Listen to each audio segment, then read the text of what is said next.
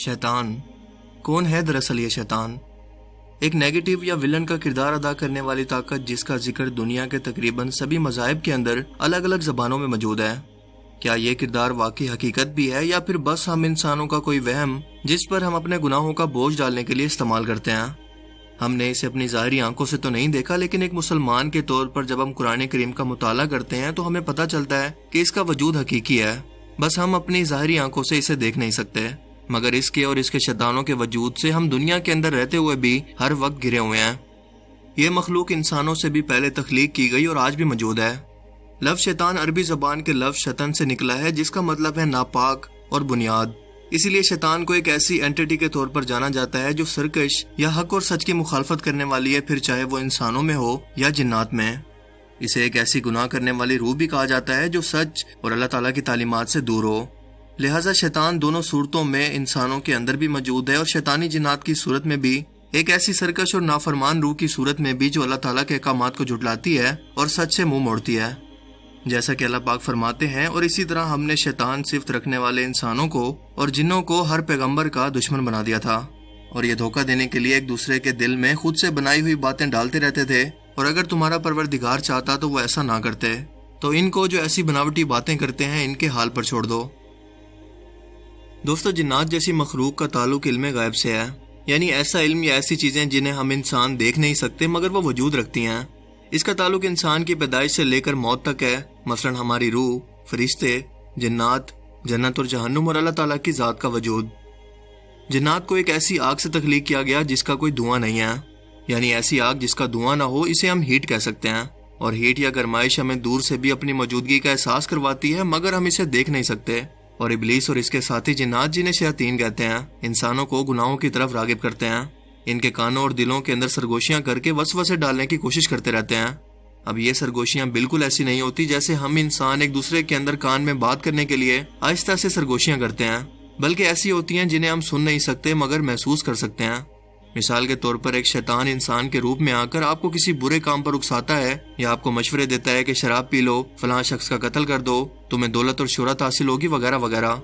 अब बज़ाहिर इस शैतान ने फिजिकली कुछ नहीं किया, ना ही हमारे कान के अंदर कुछ सरगोशी की, मगर फिर भी अपना पैगाम एक सरगोशी की सूरत में हम तक पहुंचा दिया।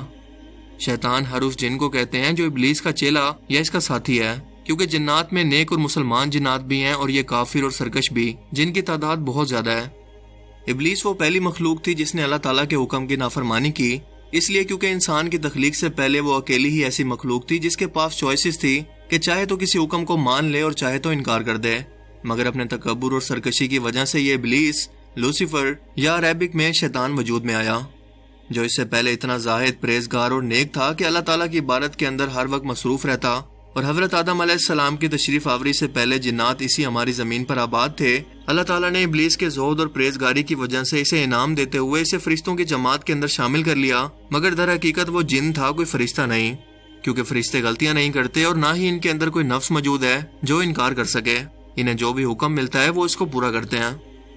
जब अल्लाह ताला ने अपनी सबसे बेहतरीन तख्लीक इंसान को हजरत आदम अलैहिस्सलाम की सूरत में पैदा किया, इन्हें मिट्टी से पैदा करने के बाद हुक्म दिया कि तमाम फरिश्ते हजरत आदम अलैहिस्सलाम को सजदा करें, तो तमाम फरिश्तों ने अल्लाह ताला के इस हुक्म की तामील की सिवाय शैतान के, जिसका जिक्र कुरान करीम की सूरह अल बकरा के अंदर मौजूद है। और ये भी कि वो फरिश्तों में से था, और ये भी कि अल्लाह ताला ने जिन्नात को एक धुएं के बगैर वाली आग से पैदा किया। उस वक्त शैतान ने भी यही कहा था कि मैं एक स्मोकलेस फायर या बगैर धुएं वाली आग से पैदा करदा एक तख्लीक हूँ, जबकि आदम अलैहिस्सलाम को मिट्टी से पैदा किया गया और मैं इससे बेहतर हूँ, इसीलिए इसको सजदा नहीं करूंगा। ये सब उसने तकब्बुर और गरूर के अंदर कहा कि मैं बहुत ज्यादा इल्म रखता हूँ। अल्लाह ताला ने इसे जहन्नुम के अंदर डालने का हुक्म दिया, मगर शैतान ने इसकी परवाह नहीं की, बल्कि अल्लाह ताला से कहने लगा कि मुझे इजाजत दो कि आदम अलैहिस्सलाम और इसकी औलाद को भी अपने साथ जहन्नुम में लेकर जाऊं,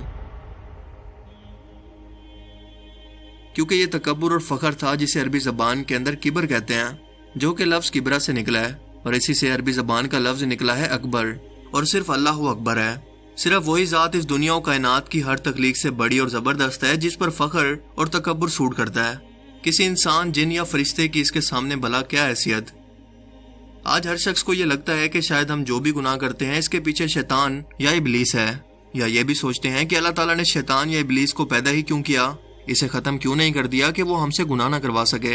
تو آپ کی غلط فہمی کو دور کرتا چلوں کہ شیطان، جنات یا خود ابلیس سوائے سرگوشیاں کرنے کے یا وسوسے ڈالنے سے زیادہ کچھ نہیں کر سکتے۔ صرف آپ کو گناہوں کی طرف مائل کرنے کی کوشش کرتے ہیں، ڈر، خوف یا لالچ دکھا کر، مگر زبردستی یا فزیکلی کچھ نہیں کر سکتے۔ وہ صرف آپ کا اپنا اختیار ہے۔ چلے میں اسے ایک بہترین مثال دے کر آپ کو سمجھانے کی کوشش کرتا ہوں کہ جب ابلیس نے اللہ تعالیٰ کے حکم سے انکار کیا اور شیطان بنا، اس وقت تو کوئی اور شیطان موجود نہیں تھا، تو پھر ابلیس کو یہ سب کرنے کے لیے کس نے مجبور کیا؟ جی ہاں، ایسا اس نے اپنے نفس کی وجہ سے کیا، جو کہ ہم انسانوں کے اندر بھی موجود ہے، اور اسی کی وجہ سے ہم آج بھی گناہ کرتے ہیں۔ اور دونوں مخلوقات، جنات اور انسان کو اس دنیا کے اندر امتحان یا ٹیسٹ کے لیے بھیجا گیا ہے کہ اللہ تعالیٰ کے احکامات کی پیروی کرتے ہیں یا پھر اس کی تعلیمات کے خلاف جا کر اس کی نافرمانی۔ اور شیطان بھی جن ہونے کے ناطے اس دنیا کے اندر امتحان میں ہے۔ اللہ تعالیٰ نے خود اسے شیطان نہیں بنایا، بلکہ اس نے خود سے اپنے نفس کی پیروی کرتے ہوئے خود کو شیطان چنا۔ اللہ تعالیٰ نے جب حضرت آدم علیہ السلام کو اور اماں حوا کو جنت میں رہتے ہوئے ایک درخت کا پھل کھانے سے منع کیا، تب شیطان نے صرف آ کر سرگوشیاں کی اور مشورے دیے کہ اس پھل کو کھا لو، مگر اسے کھانے کے لیے حضرت آدم علیہ السلام اور اماں حوا اپنے نفس کی وجہ سے راضی ہوئے۔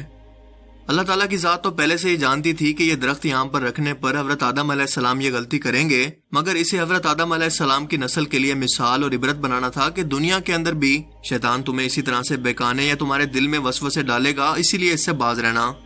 یہ دنیا بھی ایسا ہی امتحان ہے جیسے تمہارے باپ حضرت آدم علیہ السلام کے لیے جنت میں یہ پھل کا درخت شیطان اور ہمارے ماں باپ کا نفس تھا۔ ابلیس تمام جنات اور شیطانی طاقتوں کا لیڈر ہے، اور یہ تمام شیاطین ہمارے اسی دنیا کے اندر رہتے ہوئے ہمارا امتحان لے رہے ہیں اور اسی دنیا کے اندر رہتے ہوئے اپنا امتحان بھی دے رہے ہیں۔ جب شیطان نے اللہ تعالیٰ کے حکم کی نافرمانی کی اور اولاد آدم کو بہکانے کی طاقت مانگی، تو اللہ تعالیٰ نے اسے وہ طاقت دے دی۔ اس کے بعد اس نے دعا کی کہ اے اللہ مجھے اس سے زیادہ عطا کر۔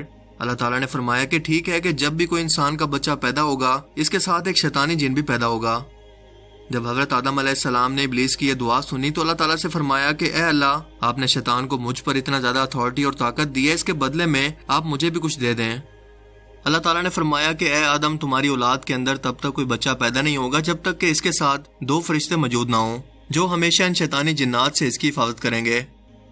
اس کے علاوہ ایک اور فرشتہ بھی پیدا ہوگا جو کہ شیطان کی طرح انسان کے کان کے اندر نیک اعمال کرنے کے لیے سرگوشیاں کرتا رہے گا، اسے خوف خدا دلوائے گا، اس کے ضمیر کو جھنجھوڑے گا، اور اسی وجہ سے آج بھی ہم انسان گناہ کرنے کے بعد شرمندگی اور بے چینی محسوس کرتے ہیں، اور ہمارا ضمیر ہمیں ملامت کرتا ہے کہ ہم نے غلط کیا۔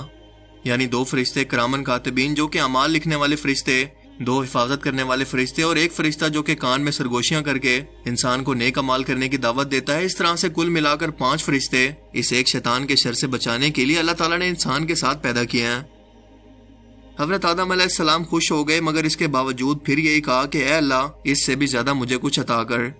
اللہ تعالیٰ نے فرمایا کہ میں انسان کے ہر گناہ کو معاف کر دوں گا اگر وہ سچے دل سے توبہ کرے، اور اس کے ہر ایک نیک کام کے بدلے میں 10 نیکیاں لکھوں گا، لیکن تب تک جب تک اس کی روح اس کے جسم کا ساتھ نہ چھوڑے، یعنی موت سے پہلے تک۔ مگر آدم علیہ السلام نے پھر سے کہا کہ اے اللہ، مجھے اس سے بڑھ کر بھی کچھ عطا کر۔ اور پھر اللہ تعالیٰ نے اس کے بعد وہ بات بیان فرمائی جسے مسلم سکولرز کے مطابق قرآن مجید کے اندر موجود انسانوں کو سب سے زیادہ خوش کر دینے والی آیت کہتے ہیں، جس کے اندر بیان ہے کہ اے پیغمبر، لوگوں کو میری طرف سے کہہ دو کہ جو شخص اپنی جانوں پر ظلم کر بیٹھیں وہ اللہ تعالیٰ کی رحمت سے مایوس ہرگز نہ ہوں۔ اللہ تعالیٰ تو سب گناہوں کو بخش دیتا ہے، وہ تو بخشنے والا مہربان ہے۔ یعنی وہ نہیں چاہتا کہ لوگوں کو جہنم کے اندر ڈالے، وہ تو انسانوں سے بے پناہ محبت کرتا ہے۔ وہ جنت میں انسانوں کو اپنے سامنے دیکھنا چاہتا ہے، مگر کیا ہم انسان بھی واقعی ایسا چاہتے ہیں؟